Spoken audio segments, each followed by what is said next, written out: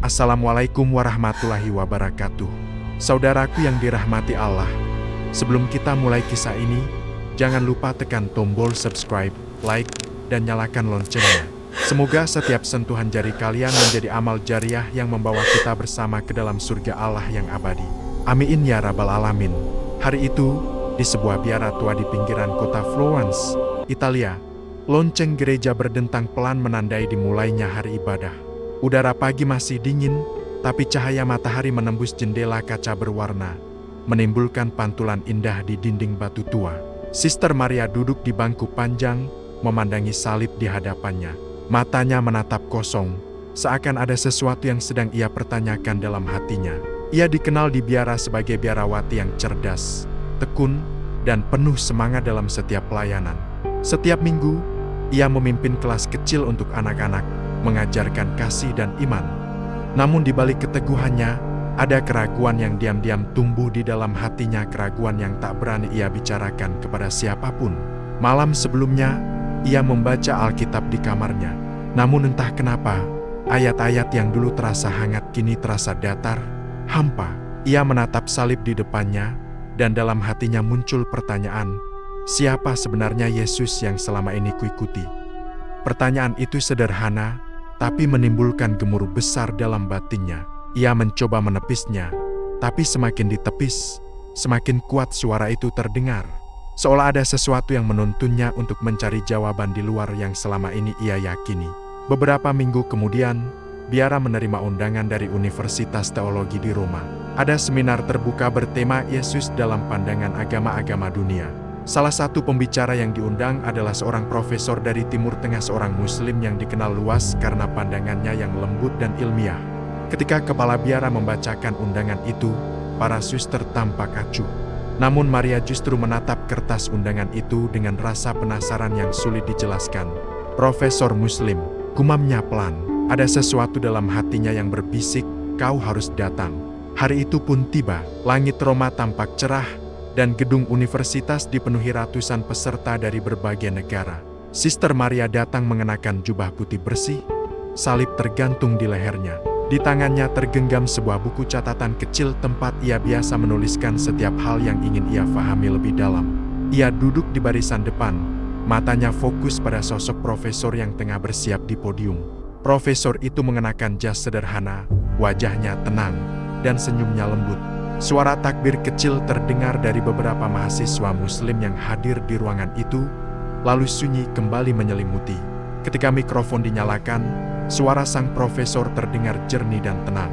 Assalamualaikum warahmatullahi wabarakatuh, ucapnya lembut. Beberapa orang terdiam, sebagian lagi hanya menatap tanpa mengerti. Namun bagi Sister Maria, ucapan itu terasa hangat. Profesor itu kemudian berkata, hari ini kita tidak akan berbicara tentang siapa yang benar atau salah. Kita akan berbicara tentang siapa yang paling dekat dengan kebenaran itu sendiri. Kalimat itu membuat seluruh ruangan hening. Ia mulai menjelaskan dengan tenang tentang pandangan Islam terhadap Isa Al-Masih. Dalam Islam, katanya, Yesus atau dalam bahasa Arab disebut Isa adalah seorang nabi mulia. Beliau lahir dari seorang wanita suci bernama Maryam, tanpa seorang ayah. Namun beliau tidak pernah mengaku sebagai Tuhan. Sister Maria mencatat cepat, alisnya berkerut. Baginya, ini bukan hal baru, tapi cara profesor itu berbicara, berbeda, tidak menyerang, tidak menentang, hanya menjelaskan dengan kedalaman dan kelembutan. Profesor itu kemudian berkata, dalam Al-Quran, disebutkan bahwa Isa berkata kepada kaumnya, sembahlah Allah, Tuhanku dan Tuhanmu. Dan ini adalah inti dari semua ajaran para nabi. Sebuah keheningan panjang mengisi ruangan. Sister Maria berhenti menulis. Tangan kirinya menggenggam salib di dadanya, sementara pikirannya berputar cepat. Ia teringat perkataan Yesus dalam Injil Yohanes, aku naik kepada Bapakku dan Bapamu, kepada Allahku dan Allahmu. Kata-kata itu bergema kembali dalam benaknya. Apakah mungkin yang dikatakan profesor itu benar? Batinnya gemetar. Ada perasaan aneh campuran antara rasa takut, penasaran, dan damai yang tak ia mengerti. Sementara itu, profesor terus berbicara. Ia mengutip ayat dari Al-Quran dengan suara lembut. Sesungguhnya Al-Masih, Isa putra Maryam, hanyalah seorang Rasul Allah, dan kalimatnya yang disampaikan kepada Maryam. Ayat itu membuat dada Sister Maria terasa sesak. Ia memejamkan mata, mendengarkan setiap kata seperti aliran air yang menembus hati. Untuk pertama kalinya, ia mendengar nama Yesus disebut dengan begitu hormat oleh seorang Muslim. Bukan dengan kebencian, tapi dengan cinta dan penghormatan yang mendalam.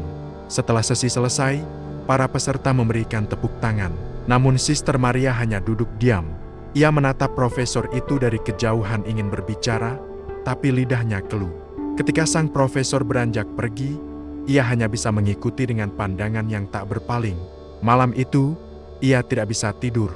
Ia membuka kembali catatan seminar dan membaca kalimat yang ia tulis. Yesus tidak mengaku Tuhan, tapi mengajak menyembah Tuhan. Kalimat itu membuat matanya basah. Ia berlutut di depan salib, berdoa dengan suara bergetar. Tuhan, bila Engkau memang satu, tunjukkan aku jalan yang benar. Bukan jalan karena aku dilahirkan di sini, tapi karena aku mengenalmu dengan sebenar-benarnya. Air matanya jatuh ke lantai dingin biara. Di luar, hujan mulai turun pelan, seperti langit sedang ikut menangis bersamanya. Ia tak tahu bahwa malam itu adalah awal dari perjalanan panjang menuju cahaya yang selama ini ia cari. Dan di tempat lain, profesor yang sama tengah menulis surat untuk mahasiswa yang menanyakan tentang dialog antariman. Ia menulis di akhir suratnya, hidayah itu tidak bisa dipaksa. Ia mengetuk hati yang bersih dan mencari dengan jujur. Kedua manusia itu dari dua dunia yang berbeda sedang dipertemukan oleh takdir yang sama. Sebuah takdir yang akan mengubah jalan hidup mereka selamanya. Malam itu, biara tampak hening. Hanya suara angin yang melintasi jendela tua, menimbulkan desisan lembut seperti bisikan yang datang dari langit. Sister Maria masih duduk di kamar kecilnya, menatap kosong ke arah lilin yang hampir padam. Hatinya terasa berat. Sejak menghadiri seminar di Roma, pikirannya terus dipenuhi oleh suara profesor itu. Kalimatnya sederhana, tapi maknanya mengguncang dasar keyakinan yang selama ini ia pegang erat. Ia memejamkan mata, berharap ketenangan datang seperti biasa saat ia berdoa. Namun malam itu, doa terasa kering. Kata-kata yang dulu mengalir lancar kini terhenti di tenggorokan. Ia terdiam lama, seolah kehilangan arah. Lalu, tanpa sadar, air matanya jatuh. Ia sendiri tak tahu apakah itu sedih, bingung, atau justru lega. Mungkin karena akhirnya ia berani mempertanyakan sesuatu yang selama ini ia sembunyikan dari dirinya sendiri. Esok paginya, lonceng biara berdentang. Sister Maria bangkit dengan mata sembab dan langkah yang berat. Ia tetap melaksanakan tugasnya seperti biasa, menyapu aula, mempersiapkan altar, dan mengurus taman bunga. Namun pikirannya tidak tenang. Di tengah kesibukan itu, seorang suster lain menyapanya. Maria, kau baik-baik saja? Wajahmu pucat. Ia tersenyum singkat. Hanya kurang tidur, Sister Ena. Namun dalam hati ia tahu, bukan karena kurang tidur melainkan karena pikirannya tidak berhenti bertanya. Malam berikutnya, ia membuka Alkitabnya kembali. Tapi entah kenapa, ia merasakan sesuatu yang aneh seolah ada kekosongan. Ia menutupnya perlahan dan menatap langit-langit, berusaha mencari ketenangan yang tak juga datang. Dalam keheningan itu, ia teringat ayat yang dibacakan profesor, "Sembahlah Allah, Tuhanku dan Tuhanmu." Kalimat itu menembus pikirannya seperti cahaya kecil di lorong gelap yang tak berujung. Beberapa hari kemudian, Maria memberanikan diri mengunjungi perpustakaan biara. Di sana ada beberapa buku teologi lintas agama yang jarang disentuh siapapun. Ia mengambil satu berjudul Comparative Religion, Islam and Christianity. Tangannya bergetar saat membuka halaman pertama. Ia membaca pelan, mencoba memahami maknanya. Setiap paragraf membuat jantungnya berdebar lebih cepat. Ada banyak hal baru yang ia temukan. Tentang Isa yang tidak pernah mengaku Tuhan, tentang Maryam yang dimuliakan dalam Al-Quran. Bahkan lebih dari yang pernah ia dengar di gereja selama ini. Malam itu ia tidak tidur. Ia menyalakan lilin dan menulis di buku catatannya. Mungkin aku perlu tahu lebih jauh tentang Islam. Beberapa hari berlalu. Di tengah rutinitas biara, pikirannya semakin sering melayang ke sosok profesor itu. Ia ingin bertemu, ingin bertanya lebih banyak. Namun ia takut dianggap sesat, takut dikeluarkan dari biara, takut kehilangan jati dirinya sebagai suster. Namun rasa ingin tahunya jauh lebih kuat daripada ketakutannya. Ia mulai mencari alamat universitas yang menyelenggarakan seminar itu. Pada hari Minggu sore, saat semua suster lain tidur siang, Maria diam-diam keluar dari biara. Ia berjalan melewati jalanan kota dengan jubah putih dan salib di dada. Langit tampak mendung, seperti ikut menyembunyikan langkahnya. Setibanya di universitas, ia berdiri di depan pintu aula yang dulu ia masuki. Namun ruangan itu kosong. Ia bertanya pada penjaga, apakah profesor dari Timur Tengah itu masih di sini? Penjaga itu menggeleng, beliau sudah kembali ke negaranya, tapi beliau meninggalkan beberapa buku di perpustakaan. Maria mengangguk pelan. Ia menuju perpustakaan universitas dengan langkah ragu. Di sana, ia menemukan satu buku berjudul Dialog Antara Iman dan Akal. Ia membuka halaman pertama dan membaca kalimat pembuka yang membuatnya terdiam lama. Kebenaran tidak datang kepada mereka yang hanya menghafal, tapi kepada mereka yang berani mencari. Hatinya bergetar. Ia tahu, kalimat itu seolah ditujukan kepadanya.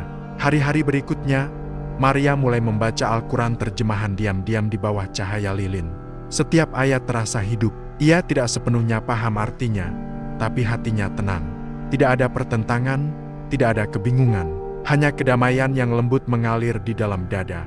Suatu malam, ia membaca surat Maryam dan berhenti lama di ayat kelahiran Isa tanpa ayah. Air matanya menetes tanpa sadar. Maryam, wanita suci yang disebut begitu indah dalam kitab ini.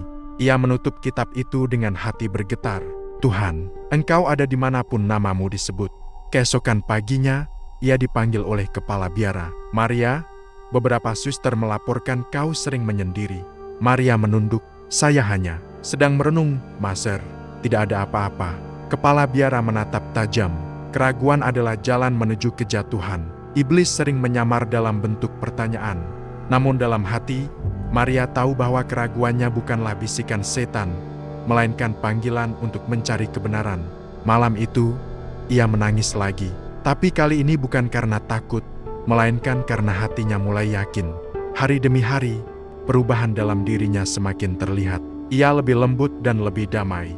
Suatu hari, seorang anak kecil bertanya polos, Sister Maria, mengapa Tuhan harus punya anak kalau bisa menciptakan segalanya? Pertanyaan itu menghantam hatinya. Ia tidak bisa menjawab. Ia hanya tersenyum. Malamnya, ia menulis lagi di buku catatannya, kebenaran bukan untuk dibelah, tapi untuk ditemukan. Beberapa minggu kemudian, ia menerima surat dari Universitas Roma berisi undangan seminar lanjutan. Dan di daftar pembicara, nama profesor itu kembali muncul. Hatinya berdebar keras. Ia menatap langit malam dari jendela kamarnya, lalu berbisik, ya Tuhan, bila Engkau benar satu, pertemukan aku dengannya. Lilin di hadapannya berkedip pelan, seolah menjawab doanya, dan untuk pertama kalinya, ia tersenyum dengan damai. Beberapa hari kemudian, ia menyiapkan perjalanannya diam-diam. Ia tahu risikonya besar, tapi ia tak takut. Ketika pagi tiba, ia mengenakan jubah putih, menggantungkan salib, dan membawa buku catatan kecilnya. Ia memandang biara untuk terakhir kalinya, lalu melangkah keluar dengan tenang. Langit tampak biru cerah, burung-burung beterbangan di atas menara gereja, dan dalam hatinya, ia tahu perjalanannya baru saja dimulai.